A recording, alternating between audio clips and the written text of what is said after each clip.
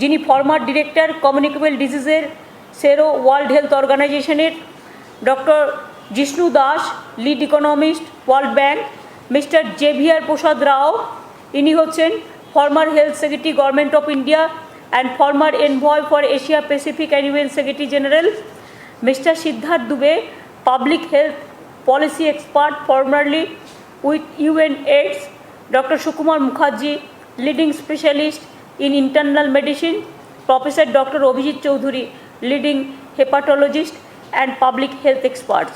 এনারা সকলে প্রেজেন্ট আছেন। আমার হেলথ সেক্রেটারি, আমার চিফ সেক্রেটারি, আমাদের অ্যাডভাইজার, আমার সিএমও সেক্রেটারি সবাই এখানে প্রেজেন্ট আছে। আমরা খুব ভালো মিটিং করেছি। থার্ড ওয়েভ নিয়ে আমরা মিটিং করছি, যে ফার্স্ট ওয়েভে আমাদের এই গ্লোবাল টিম আমাদের ভীষণ হেল্প করেছেন। সেকেন্ড ওয়েভেও তাদের সাজেশান, তাদের অ্যাডভাইস, এবং যেটা ভারতবর্ষে কেউ করেনি, একমাত্র আমরা করেছি, এবং তারা সারা পৃথিবী জুড়ে যেটা ভালো ভালো সাজেশান সব আমাদের দিয়েছেন, এবং সাজেশান অনুযায়ী তাদের কাজ করতে গিয়েই আমরা কিন্তু আজকে 33% থেকে 1.57% এসে দাঁড়িয়েছি। এটা total credit go to my doctors team, my health team, my nurses, to everybody, ASHA, to ICDS all, including my global experts team. Abhijit দ্বারা এই টাইমটা না দিলে এবং সাজেশানগুলো না দিলে আমরা ইমপ্লিমেন্ট করতে পারতাম না। এবং থার্ড ওয়েভ নিয়েও তারা আজকে এই মিটিংটা করে তারা 65টা মিটিং ইতিমধ্যে করেছেন, এবং এটা একমাত্র ওয়েস্ট বেঙ্গলের জন্য গ্লোবাল কমিটি, এবং আজকে 66টা মিটিং হচ্ছে। সব মিটিংয়ে হয়তো আমি থাকতে পারি না, কিন্তু তারা অনেক দূর দূর থেকে করেন। আর অভিজিৎ দা সেই সুদূর আমেরিকা থেকে এখানে ছুটে এসছেন এই মিটিংটা করার জন্য, এবং অনেক যারা ভার্চুয়ালিও আসেন তারা বিভিন্ন জায়গা থেকে ছুটে এসছেন, অল এক্সপার্টস। আমি আপনাদের কাছে মাইক দেবো। আমার একটাই রিকোয়েস্ট থাকবে, ছোট ছোট কোয়েশ্চেন যদি আপনাদের মনে হয় কিছু জানবার আগ্রহ থাকে নিশ্চয়ই জিজ্ঞেস করবেন, ওয়ান বাই ওয়ান, বাট খুব সুদিংলি জিজ্ঞেস করবেন, স্মুথলি, একসাথে চিৎকার না করে। ন্যাশনালকেও দেবেন, রিজিওনালকেও দেবেন। আমি প্রথম শুরু করতে বলবো রিজিওনাল থেকে।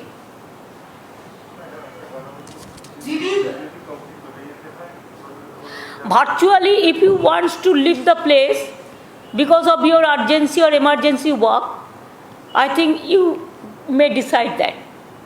It is up to your choice. Or they can ask a question to you also, if you are present. There are so many national and international and regional press photographers are also here.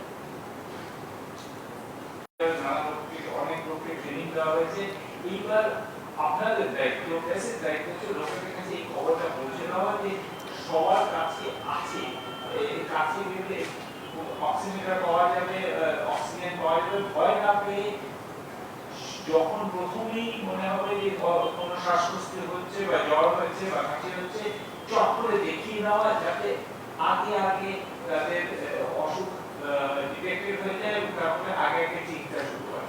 মানুষের একটা মৃত্যুর প্রধান কারণ হচ্ছে দেরিতে চিকিৎসা শুরু করা। সেই আপনাদের থেকে দায়িত্ব হচ্ছে, আপনাদের দায়িত্ব, প্রেসের দায়িত্ব হচ্ছে এই খবরটা সবাইকে পৌঁছে দেওয়া যে অক্সিজেনের অভাব নেই, অক্সিজেন পাওয়া যাবে। এই অক্সিজেন আপনাদের টেস্টিং এর ব্যবস্থা আছে গ্রামে গ্রামে গ্রামে, যারা যারা অনেক বলে প্যাক ডক্টর, তারা আশা, এএনএম, এদের সবার কাছে এই সম্বন্ধে ট্রেনিং আছে। সুতরাং এইবার এদের সবার কাছে গিয়ে এই ট্রেনিং এর সুযোগ নিয়ে চট করে দেখিয়ে নিয়ে এগিয়ে যাওয়া, যাতে আমরা বাড়িতে বসে থেকে শেষে অসুখ যখন খুব ছড়া হবে তখন হাসপাতালে গেলে জীবন বাঁচানো যায় না। এই গল্পটা আপনাদের সবার মধ্যে ছড়িয়ে দিতে হবে। নমস্কার স্যার, আমি একটা বিষয় জানতে চাইবো, সেটা হচ্ছে যে সামনে তো উৎসবের মরশুম আসছে, তো এর মধ্যে কি আপনারা কোনো বিশেষ কিছু মেজারমেন্ট প্রেসক্রাইব করলেন? এখন অবধি উৎসবের মরশুমে গত বছর আমরা একটা নিজের প্রোটোকল রেকমেন্ড করেছি এবং সেটা গভর্নমেন্ট অত্যন্ত কেয়ারফুলি ইমপ্লিমেন্ট করেছিল। ইয়েতে হাইকোর্ট একটা কমেন্ট করেছিল যে শুধু আমরা আবার সেটা করবো, এখনো সেটা করিনি। এটা এখনকার যে অবস্থা, মানে থার্ড ওয়েভ আসার প্রারম্ভে বা আশঙ্কায় এই সময়টা যে যে যে সমস্যাগুলো যে কাজগুলোকে এখন থেকে কি নেওয়া যায় তাই নিয়ে আলোচনা করছি। স্যার স্কুল কলেজ খোলা নিয়ে কিছু ভাবনা চিন্তা বা কোনো অ্যাডভাইস? চিফ মিনিস্টার একটুখানি বললেন যে ইয়েতে এই নিয়ে ভাবনা চিন্তা শুরু করেছেন এবং স্কুল খোলা হবে। আপনি যদি কিছু না, আফটার পুজো ভ্যাকেশন আমরা চেষ্টা করব এভরি অল্টারনেটিভ ডে যদি স্কুলটা খোলা যায়, স্কুল কলেজগুলো after the Puja vacation. As we preparing ourselves for the third wave, and still today there was a meeting also, but don't you think vaccination is very much important because Bengal is not giving proper vaccination as CM had already said and it has been written. Don't you think that before the third wave all people should be vaccinated and how important it is for you? I'm going to, we have experts on this. I'm going to let Dr. Sarkar respond to that. Actually যতক্ষণ না 70 to 80% eligible লোকেরা vaccine পাচ্ছে ততক্ষণ পর্যন্ত কিন্তু কোনো wave বন্ধ করা মুশকিল, এক নম্বর কথা। দু নম্বর কথা হচ্ছে যতক্ষণ পর্যন্ত এরকম পার্শিয়াল ভ্যাকসিনেশন এখনকার যে স্টেটাস সারা ভারতবর্ষ জুড়ে চলছে, মিউটেশন বা নতুন মিউটেন্ট ভাইরাস আসার চান্স বেশি। তো সুতরাং যদি ভ্যাকসিন এই 70 থেকে প্রায় 80 থেকে 90% লোকের এলিজিবল লোকেদের না দেওয়া যায়, যেটা হচ্ছে লাইকলি সিনারিও, যে অ্যামাউন্ট অফ ভ্যাকসিন আমরা দেখছি যে প্রজেক্টেড হয়েছে এবং বিভিন্ন নাম্বারও কানেক্টেড হয়েছে, রিসার্চ হয়েছে, যে তাতে মনে হচ্ছে যে ইন্ডিয়াতে এর মধ্যে কিন্তু ইন্ডিয়ান গভর্নমেন্টের নিজের ফিগার অনুযায়ী কিন্তু 80 থেকে 90% লোকের ভ্যাকসিনেশন কভারেজ আগামী বছরের জুনের আগে পসিবল হবে না। ঠিক আছে, তো সুতরাং আমাদের ধরে নিতে হবে যে ভ্যাকসিন অ্যাভেলেবল হবে না, এবং যদি না নতুন কিছু হয়, আমি সেই সম্ভাবনা উড়িয়ে দিচ্ছি। সুতরাং বাকি যে সমস্ত মেজার, প্রিভেন্টিভ মেজার, যেটা প্রফেসর ব্যানার্জি বলেছে, এবং যার মধ্যে এই পুজো আছে, বিভিন্ন ধরনের অন্যান্য প্রিভেন্টিভ মেজার আছে, সেগুলো কন্টিনিউ হবে।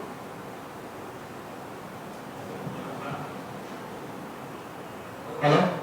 My question is to Dr. Bandyopadhyay. So do you think that the center is doing politics on vaccination with the states that doesn't have the BJP rule out there?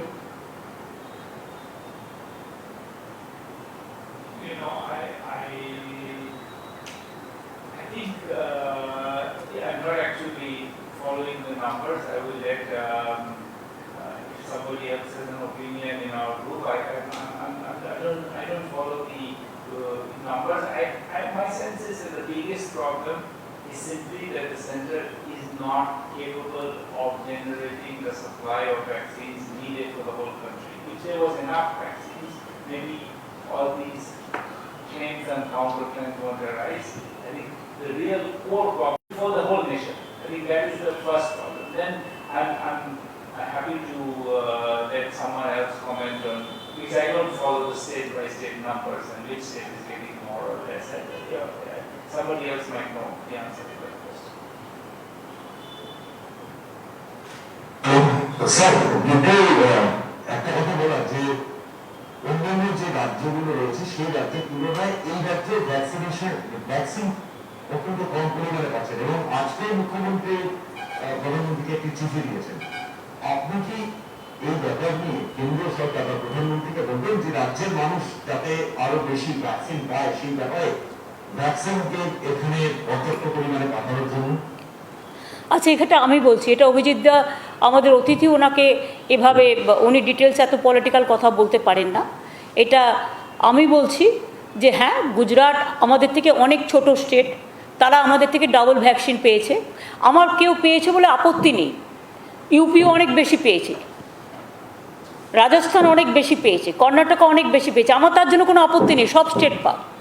কিন্তু Bengal vaccine density of population অনুযায়ী কম পেয়েছে, এবং আমরা কম পেয়েছি বলে regular লোকে গাদা গাদা লোক লাইন দিচ্ছেন, কিন্তু লাইন দিয়ে যখন ভ্যাকসিনটা পাচ্ছে না, ধরুন 400 টোকেন দেওয়া হচ্ছে, 400 লোক পাচ্ছে, কিন্তু লাইনে চলে আসছে 10,000 লোক।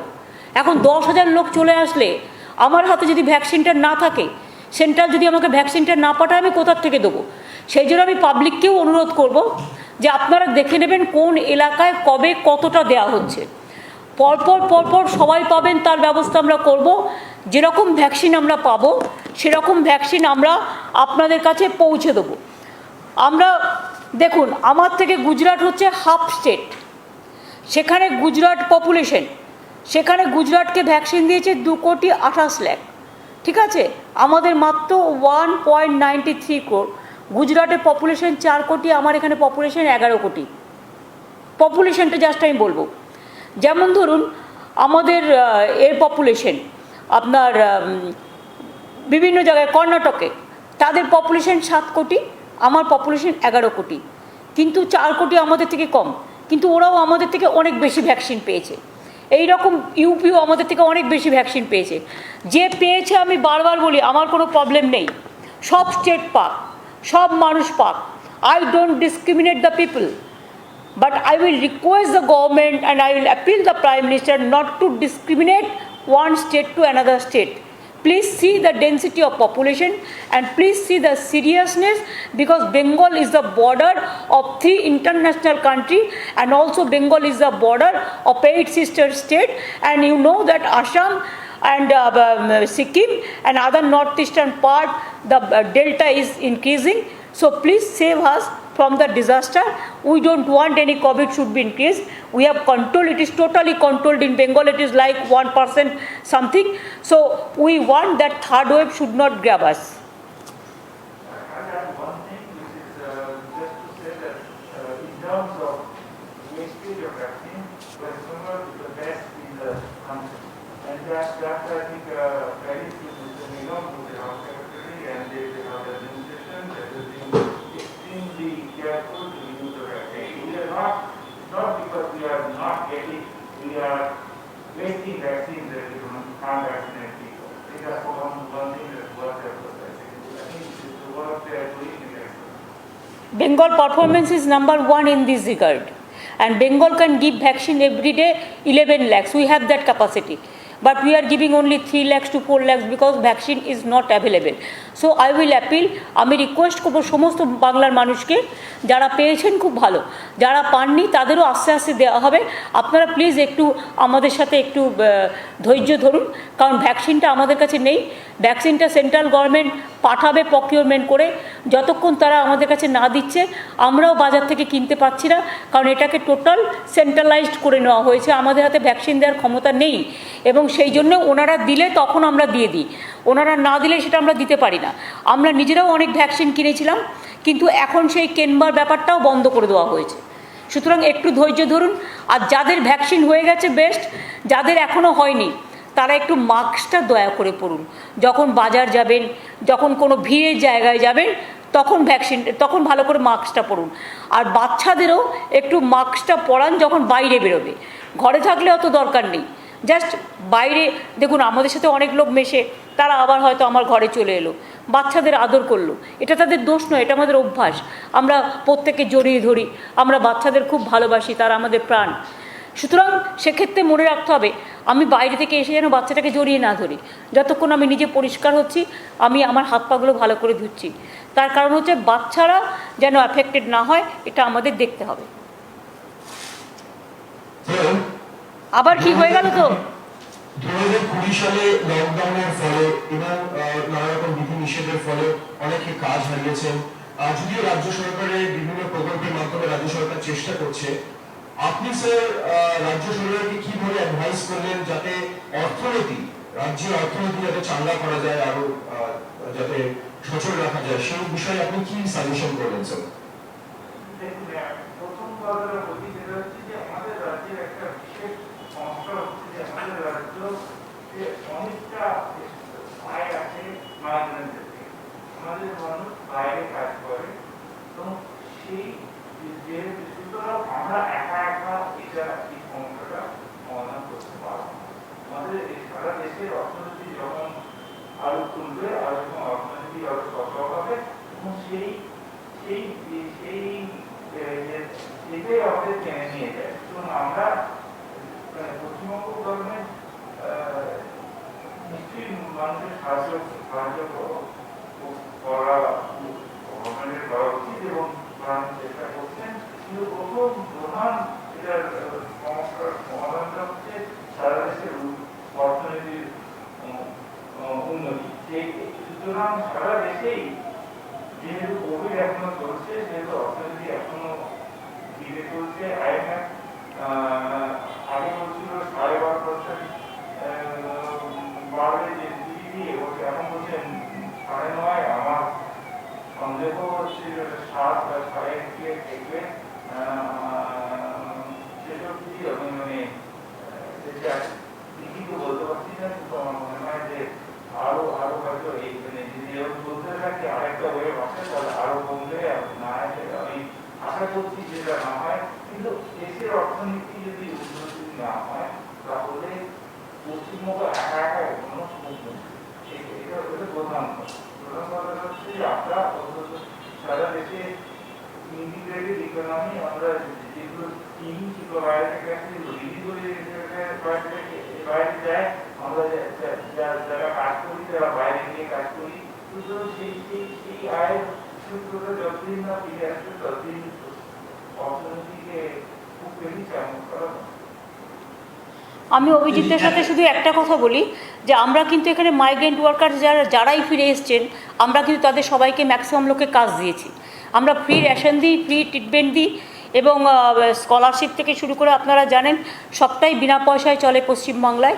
আমাদের ডিফারেন্ট টাইপের স্কিম আছে, অল স্কিম মানুষ পায়। আর সাথে সাথে আমরা মাইগ্রেন্ট ওয়ার্কাররাও যারা আছেন তাদেরও ফ্রিতে রেশন দিই, এবং তারাও অনেক জায়গায় অনেক কাজ পেয়েছেন।